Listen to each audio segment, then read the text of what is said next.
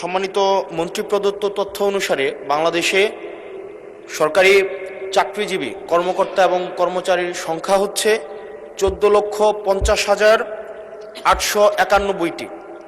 এই 14,50,891টি পরিবারের সর্বশেষ বেতন বৃদ্ধি হয়েছে 2015 সালে, আর বর্তমান হচ্ছে 2026 সাল।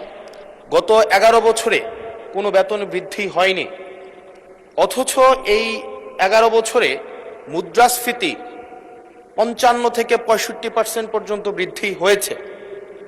মাননীয় মন্ত্রী মহোদয়ের কাছে প্রশ্ন, এই 14,50,891টি যে পরিবার রয়েছে, প্রথম শ্রেণী থেকে চতুর্থ শ্রেণী কর্মকর্তা এবং কর্মচারীদের সরকারি তাদের বেতন বৃদ্ধির জন্য, যদি এটি আপনার মন্ত্রণালয়ের না, আপনারা অর্থ মন্ত্রণালয়ে তাদের বেতন বৃদ্ধির জন্য কোনো প্রস্তাব পাঠাবেন কিনা, এবং এই নিয়ে বর্তমানে আপনাদের প্রণীত যে নীতিটি রয়েছে সেটি আমরা জানতে চাচ্ছি।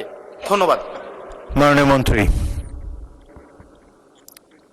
মাননীয় স্পিকার, ইতিমধ্যেই পে কমিশন গঠিত হয়েছে আমরা জানি।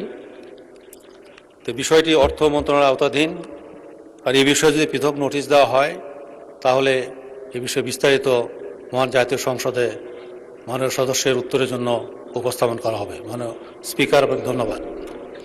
ধন্যবাদ মাননীয় মন্ত্রী।